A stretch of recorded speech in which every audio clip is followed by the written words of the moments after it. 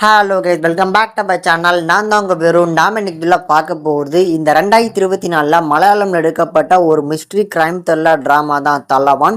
இந்த படம் எப்படி இருக்குது அப்படின்னு தான் ஃபுல்லாக ரிவ்யூ பண்ண போகிறோம். ஸோ இந்த படத்தில் லீட் பண்ணியிருக்காங்க நம்ம ஆஷிஃப் அலி, பிஜு மேனன் அண்ட் நம்ம மியா ஜார்ஜ்லாம் லீடோட எடுத்து நடிச்சிருக்காங்க. இந்த படம் எப்படி இருக்குது அப்படிங்கிறத டீட்டெயிலாக இந்த வீடியோவில் பார்க்கலாம்.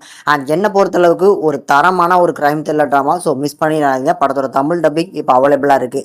இப்போ படத்தோட கதை என்ன அப்படிங்கிறத ஃபஸ்ட்டு பார்த்துருவோம். படத்தோட ஸ்டார்டிங்லேயே ஒரு ரிட்டையர்ட் டிஎஸ்பி அவர் கரியரில் ஃபேஸ் பண்ண ஒவ்வொரு கேஸையும் பற்றி டெலிவிஷன் ப்ரோக்ராமில் எபிசோடு பை எபிசோடாக சொல்லிக்கிட்டு இருக்காரு போல். ஸோ அதில் ஒவ்வொரு எபிசோடும் நல்லாவே ஒரு ரீச் கிடச்சிட்டு இருக்கு. ஸோ அதனால் இப்போ உங்கள் கரியர்லேயே ஒரு பெரிய மைல் ஸ்டோனாக இருக்கப்பட்ட ஒரு கேஸை பற்றி அவங்க கேட்குறாங்க. அந்த கேஸு தான் சேப்பனா தோட்டா அப்படிங்கிற சொல்லப்படுற ஒரு கேஸு. ஸோ இந்த கேஸை பற்றி இன்னைக்கு பார்த்தீங்கன்னா பேசுங்க அப்படிங்கிற மாதிரி சொல்கிறாங்க. அவர் முதல்ல ஆரம்பத்தில் சொல்ல மாட்டேன் அப்படின்னு சொன்னாலும் அந்த கதையை இப்போ ஓப்பன் பண்ணுறாங்க. அப்படி சொல்லப்படுற அந்த கதையில் வர ஒரு ஸ்டேஷனில் தான் நம்ம இன்ஸ்பெக்டராக இருக்கிறாரு நம்ம பிஜு மேனன். ஸோ இவரை பொறுத்தளவுக்கு ரொம்ப நேர்மையான அதிகாரி. இப்படி நேர்மையாக இருக்கிறதுனாலே நிறைய எதிரிகளை இவர் சம்பாதிச்சு வச்சிருக்காருன்னே சொல்லலாம்.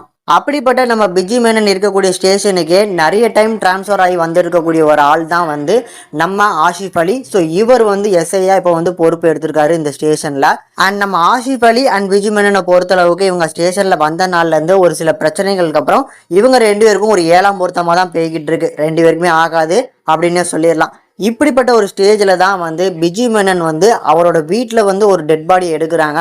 மூட்டையில் கெட்டப்பட்ட ஒரு பெண்ணோட சடலம். ஸோ அந்த பெண் ரம்யா. ஸோ ரம்யா அவங்க அவங்களோட ஹஸ்பண்டுக்கும் நம்ம பிஜு மேனனுக்கும் ஆரம்பத்துலேருந்தே ஒரு சில தகராறு போயிட்டு இருக்கனால இவர் நம்ம ஹீரோ பிஜு மேனனே பண்ணியிருக்கிறதுக்கு வாய்ப்பு இருக்குது அப்படின்னு சொல்லி கோர்ட்லேயுமே 14 நாள் ரிமாண்ட் பண்ணுறதுக்கான இதுவும் கொடுத்துட்றாங்க. இப்போ இந்த கேஸை தான் நம்ம ஆஷிஃப் அலி எடுத்து நடத்தக்கூடிய ஒரு பொறுப்பு வருது. இந்த கேஸை எடுத்து சால்வ் பண்ணாரா இல்லையா, இந்த கேஸில் யார் உண்மைக்குமே பார்த்தீங்கன்னா குற்றவாளி அப்படிங்கிறத வெளிச்சத்துக்கு கொண்டு வந்தாரா அப்படிங்கிற மாதிரி தான் இந்த படத்தோட மொத்த கதையுமே இருக்கும். இப்போ இந்த படத்தை பொறுத்தளவுக்கு நான் ஏற்கனவே சொன்ன மாதிரி ஒரு தரமான ஒரு கிரைம் மிஸ்ட்ரி த்ரில்லர் ட்ராமானே சொல்லுவேன். அதில் மலையாள படங்களில் ஒரு கிரைம் த்ரில்லர் ட்ராமா எடுக்கிறாங்க அப்படின்னா அவங்களுக்கு மட்டும் எப்படி தான் இந்த மாதிரி யூனிக்கான சப்ஜெக்ட்லாம் கிடைக்குன்னு தெரில. ஏன்னா ஒவ்வொரு கிரைம் த்ரில்லர் ட்ராமாவும் ஒவ்வொரு யூனிக்கான ஒரு சப்ஜெக்டை கொண்டு ப்ரெசென்ட் பண்ணியிருப்பாங்க. அந்த வகையில் இந்த படத்துலையுமே மிஸ்ட்ரிக்கும் சரி சஸ்பென்ஸுக்கும் சரி பஞ்சமே இருக்காது. அந்த அளவுக்கு படத்தில் இருக்கக்கூடிய அந்த ட்விஸ்ட்டை கடைசி வரைக்கும் மெயின்டைன் பண்ணி கொண்டு வந்திருப்பாங்க. அதில் இந்த படத்தோட ஹைலைட் என்ன அப்படின்னா படத்தோட ஸ்டார்டிங்கில் கதை எங்கேருந்து ஆரம்பித்தாங்களோ அங்கேருந்து ஆரம்பிக்கிற படம் தான். ஸோ கிட்டத்தட்ட பிஜு மேனனுக்கு எல்லா பக்கமும் எதிரிகள் இருக்காங்க. அப்படிங்கும்போது யார் பண்ணியிருப்பாங்க அப்படிங்கிறது நம்மளாலே ப்ரெடிக்ட் பண்ண முடியாது. இவனாக இருப்பானோ அவனாக இருப்பானோ அப்படின்னு சொல்லி நம்மளுக்கே பார்த்தீங்கன்னா கன்ஃபியூஸ் பண்ணுற மாதிரி ஒவ்வொரு எதிரிகளை காமிச்சு ப்ரொஜெக்ட் பண்ணி காமிச்சிருப்பாங்க. அதுக்கேற்ற மாதிரி படத்தோட கிளைமேக்ஸில் அந்த ட்விஸ்ட்டு ஃபுல்லும் ரிவால்வ் ஆகும் பார்த்தீங்களா. அப்போது இப்படி தான் நடந்துச்சா அப்படிங்கிற ஒரு தாட்டை ஃபீல் பண்ணுற அளவுக்கு அந்த சஸ்பென்ஸும் இருக்கும், தரமாக இருக்கும் அப்படிங்கிறத சொல்ல வரேன். ஸோ என்னை பொறுத்தளவுக்கு கிளைமேக்ஸை பார்க்கும்போது நீங்கள் கண்டிப்பாக இதை நம்ம லிஸ்ட்லேயே இல்லையே அப்படிங்கிற ஒரு தாட் கண்டிப்பாக எல்லாருக்குமே ஃபீல் ஆகலாம். ஸோ அந்த அளவுக்கு இந்த படத்தோட சஸ்பென்ஸ் சூப்பராக இருந்துச்சு. இதை தாண்டி இந்த படத்தில் நடிச்சிருக்க எல்லாரோட பர்ஃபார்மன்ஸை சொல்லணும்னா ஃபஸ்ட்டு பிஜு மேனன். ஸோ அவரை பொறுத்தளவுக்கு ஒரு நேர்மையான அதிகாரி அப்படிங்கிறது அவரோட கேரக்டர் ஆர்க். அதுக்கேற்ற மாதிரி நல்லவே ஒரு பர்ஃபார்மன்ஸை கொடுத்துருப்பாரு. அதுக்கு ஈக்குவலாக நம்ம ஆஷிஃப் அலி. ஸோ இவரை பொறுத்தளவுக்கு அவருமே ஒரு நேர்மையான அதிகாரி தான். ஆனாலும் இவங்க ரெண்டு பேருக்கும் உண்டாகக்கூடிய அந்த கிளாஷ் எதனால உண்டாகுது அப்படிங்கிறத ரொம்ப அழகாக காமிச்சிருந்தாங்க.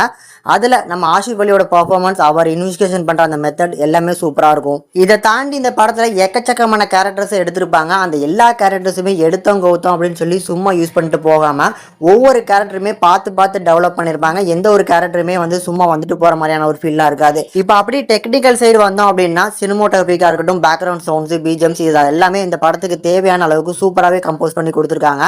இதை தாண்டி இதோட படத்தோட தமிழ் டப்பிங் தான் கேட்பீங்க. கண்டிப்பாக படத்தோட தமிழ் டப்பிங்கும் லிப்ஸிங்கோட எல்லா கேரக்டர்ஸும் பார்த்து பண்ணியிருக்கனால ஒரு தரமான ஒரு கிரைம் த்ரில்லர் ட்ராமா. கண்டிப்பாக இது வரைக்கும் பார்க்காத ஒரு கிரைம் த்ரில்லர் பார்க்குற ஒரு ஃபீல் கண்டிப்பாக இந்த படத்துலேருந்து கிடைக்கும்.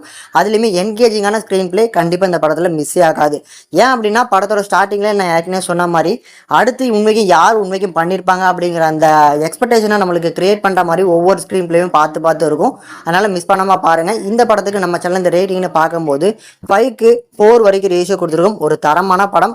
கண்டிப்பாக ஃபேமிலியோட பார்க்கலாம். பெரிய அளவில் அடல் கண்டென்ட்லாம் இல்லை.